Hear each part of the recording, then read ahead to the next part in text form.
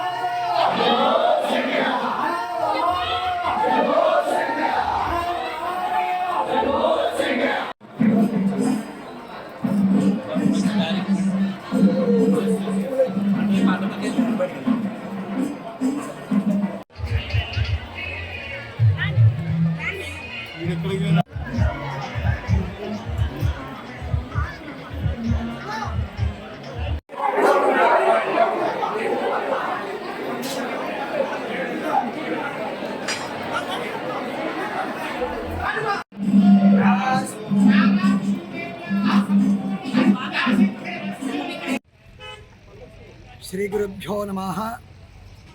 శ్రీ మహాగణాధిపతయే నమః. హర హర శంకర శివ శివ శంకర. కడప జిల్లా వేంపల్లి మండలం నందిపల్లి గ్రామంలో ఎంతో వైభవపేతంగా శ్రీ నందీశ్వర స్వామి వారి ప్రతిష్టా మహోత్సవ కార్యక్రమాలు గత 4 రోజులుగా ఎంతో వైభవపేతంగా జరిగాయి.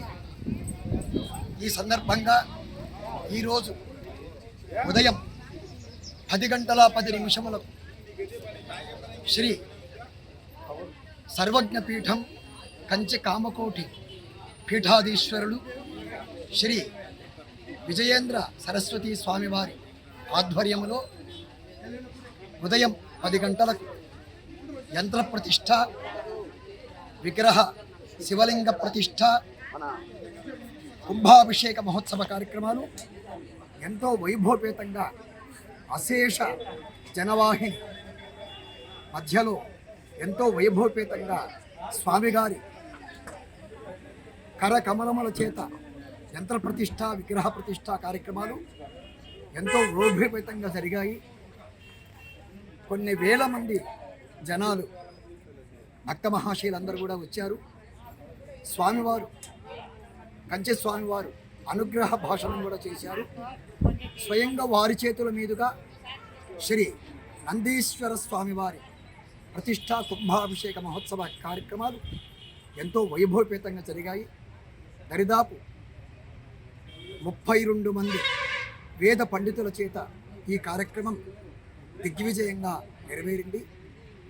మరి ఈరోజు సాయంకాలం కోటి దీపోత్సవము అనే కార్యక్రమం జరగబోతూ ఉన్నది.